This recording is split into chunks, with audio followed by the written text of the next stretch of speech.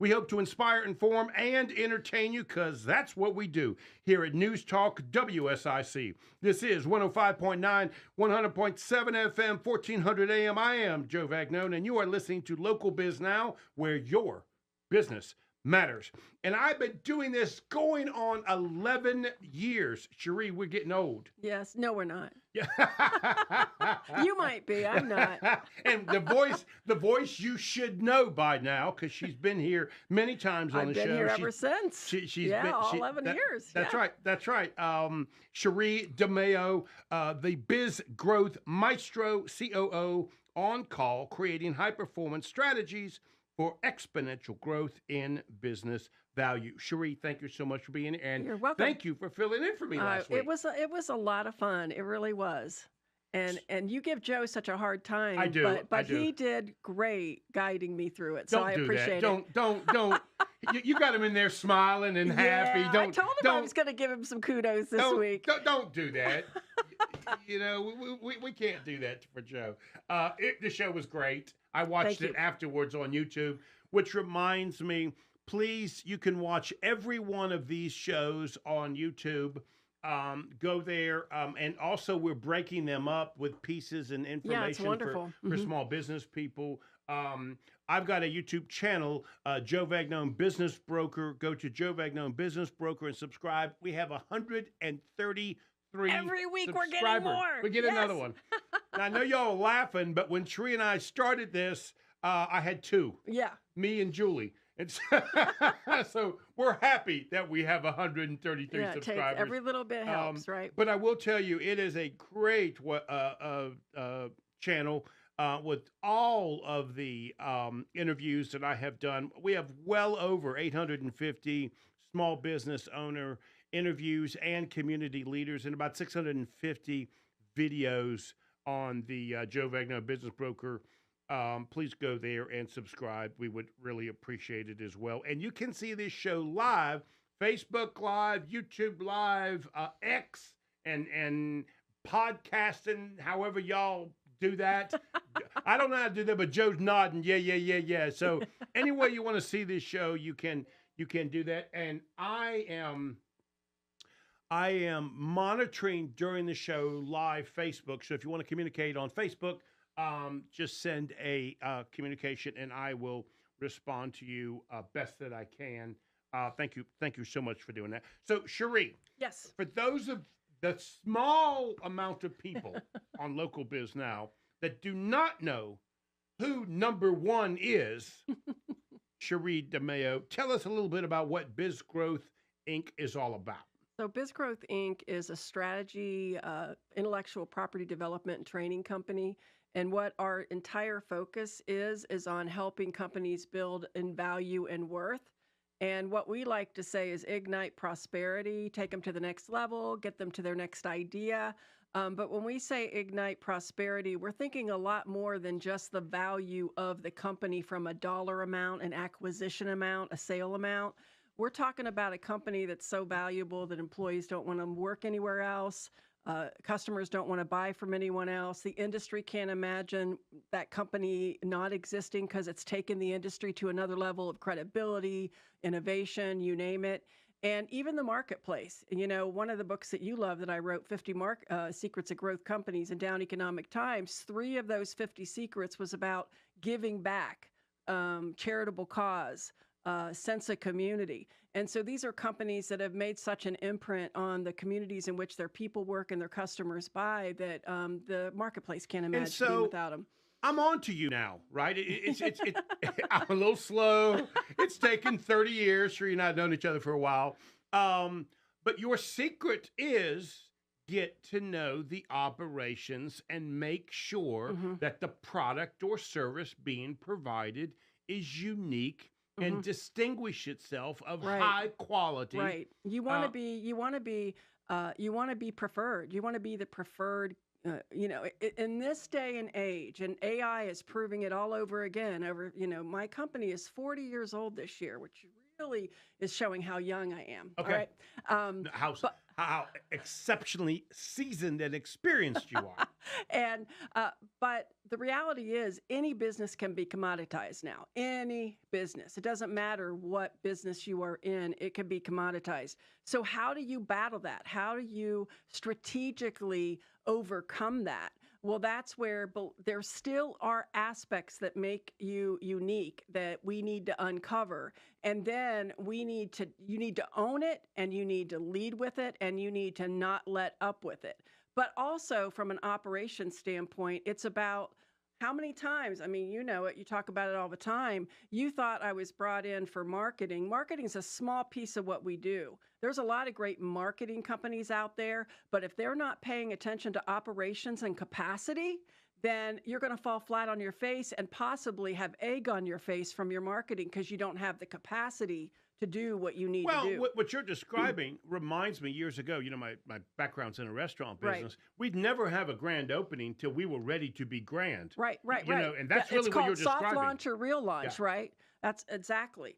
And whether it's B2B or B2C or whatever you want to call it, that's where strategy comes in. And everything you do, we like to call every decision made as a momentum building decision for the organization and for the company. So everything you do must be building momentum towards what you're ultimately trying to achieve as a company. And whether that's footprint expansion, whether that's customer acquisition, whether that's differentiation, so nobody can imagine doing business with anybody else. Again, what decisions are you making that are building that momentum for your So company? we're going to take a break. When we come Yeah. back, you're not allowed to be the co-host unless you bring something from Right, the of Google. course I did. Now, in your case, you are the Google. Yeah. So we come back. You're gonna educate us on 5 key to everyone embracing company goals. Yep. Okay, let's take a break and we'll come back. All right. You are listening to Local Biz Now. I am Joe Vagnone, and if it's Monday afternoon, your business matters. We'll be back with Sherre DeMao, the Growth Biz Maestro. Be right back. Yeah. #1 live talk business show in North Carolina, coming to you from Bernard Cigar Studio, home of premium cigars, great people, just an exceptional place. Go by there and visit in Brookdale Village. You are listening to News Talk WSIC 105.9 FM, 100.7 FM, 1400 AM. I am Joe Vagnone, and I'm here with Sherre DeMao, and this is where your business matters. Sherre, you brought something from the Google. Yep. I mean, you are the Google. Yeah. So this is from a Forbes article that I you wrote. That I wrote, yeah. 5 keys to everyone embracing company goals. Right. Let me start this. Okay. Because here's what I want to do. Okay. I want to go through each one of them. Okay. Okay. So here are the 5 company goals, and you're trying to get everybody to embrace this. Right. I get exactly what you're trying to do, which is, in fact, oh, come on, another goal, another time of planning, right? I can read between the lines on this, right? Sure. So let's start. Be specific. It equals measurable performances. Let's talk about that. Okay, so what I got to do is preface this, right? Because working with entrepreneurial businesses over 40 years now, one of the biggest challenges they have is getting their team members to embrace the goals the company has set. And part of the problem for why this isn't happening is because they're goal setting and not goal getting, what I like to call, all right? And the other problem with that is everyone's heard, I'm sure our guest who went to Harvard heard this as well, the SMART goal setting acronym, SMART. That was brought to us in the 1980s, and it's time for it to die, and it's time for it to be more focused on who you're trying to get these goals accomplished. And so my big issue with the 1980s is the 1980s one, S is for specific, M is for measurable, A is for attainable, R is for realistic, and T is for timely. Okay, my premise is specific equals measurable. If your goals are specific, they should be measurable. So why waste a factor? Let's get real specific about timeline. That goes back at deadline, numbers. What are you trying to accomplish? Get specific with what you need to accomplish so people understand what you're trying to accomplish. And they can measure against their own performance with this as well. So, if I'm a sales guy and I'm trying to generate sales leads, I want to be specific. My goal is to generate 500 leads because I know that I'm going to sell one out of You need to be 500. even more, you need to be more specific than that. What I recommend is, okay, you need to get down to the nitty gritty of it. Okay, so out of those 500 leads, let's say, how many are in different market segments? Okay, and what is the potential for each of these market segments? Okay, so you have the overall company goal, but then you help make it meaningful for everyone from a measurability standpoint as well by them saying, okay, out of the overall company goal, here is what my focus needs to be, and here are the specifics that I need to benchmark myself against.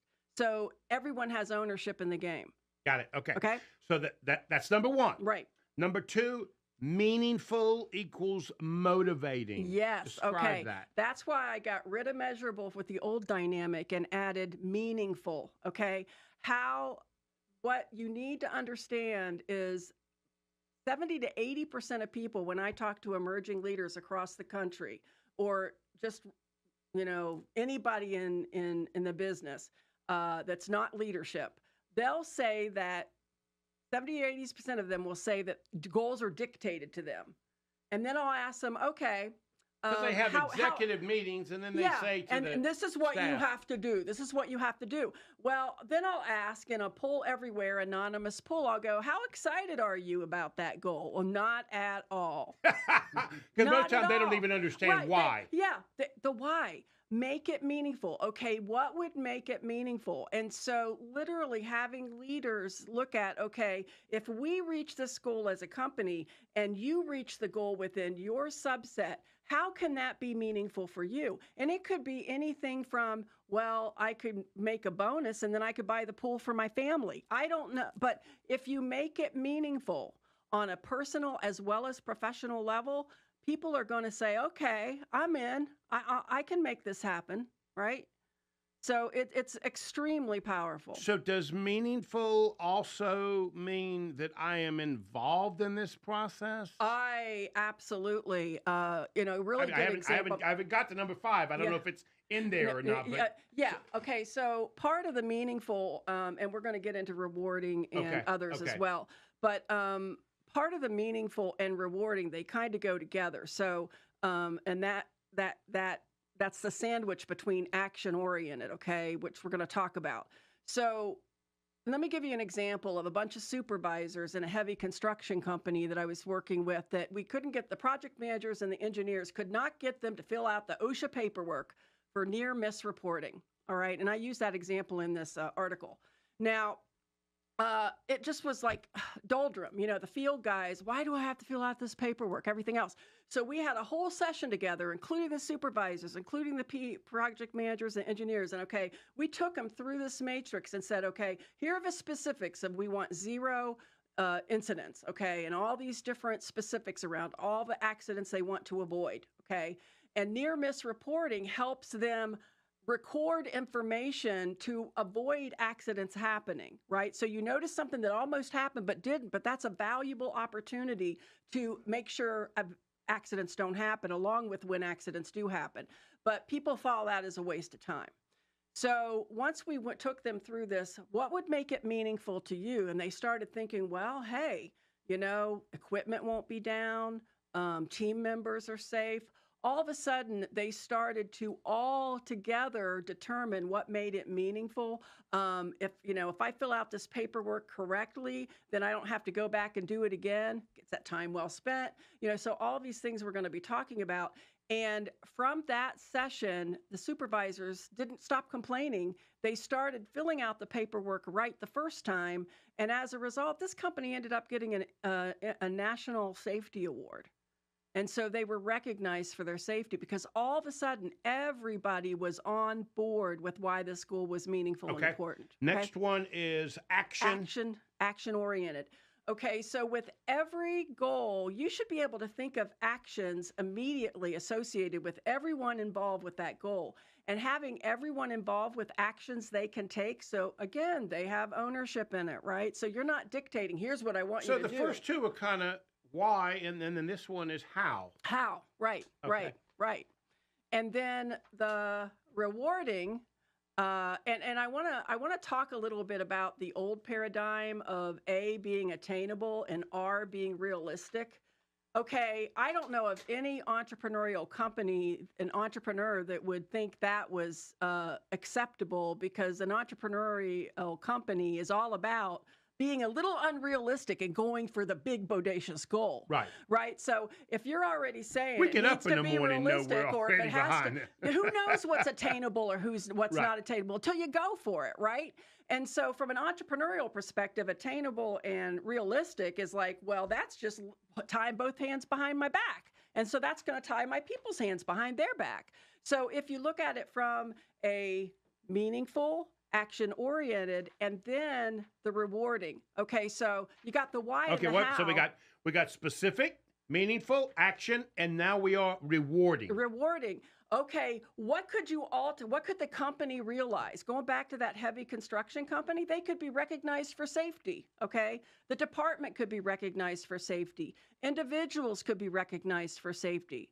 And I guarantee that translate into new business. Yeah. Oh, yeah. Oh, you better believe it, because the community is safe. You know, when you think about all the ways that this came out to be meaningful and rewarding, and so you look at, again, okay, what will make it rewarding to the company? The best corporate cultures look at everything from a standpoint of what's in the best interest of the company, the team members, and the customers.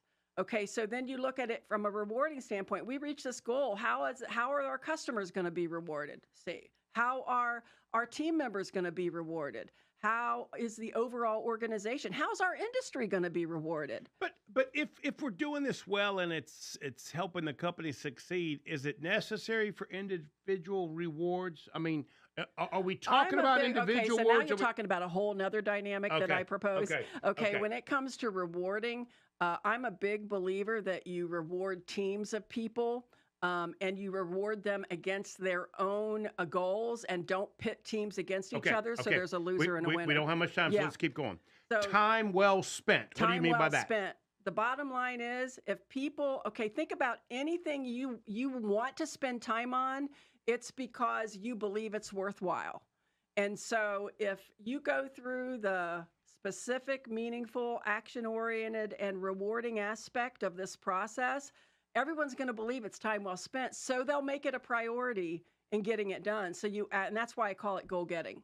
Okay, so 5 keys to everyone embracing the company goals: specific, meaningful, action, rewarding, time well spent. You got about a minute. You want to wrap all that up? I want to wrap it up because I changed this acronym to SMART-ER with a ER at the end. And of course, got to take it to that next level. And the ER stands for exponential results. Got it. Yep. And so you find this to be the case for almost every business you speak with. They need when this. I have introduced this, I started introducing this about 15 years ago, quite frankly. And I have to be honest, I intentionally didn't write an article because my goal was either to have this article appear in Forbes or Harvard Business. Right. So I ended up getting it in Forbes. Right. So because I wanted the world to know about this different approach. Okay. Yeah. And now you see why Sherre DeMao is number one. You are listening to Local Biz Now. We are going to take a break, and we're going to be right back with our guest. Well, Sherre's going to have to introduce him because I can't say his last name. You understand that, don't you? You are listening to Local Biz Now, where your business matters. We'll be right back.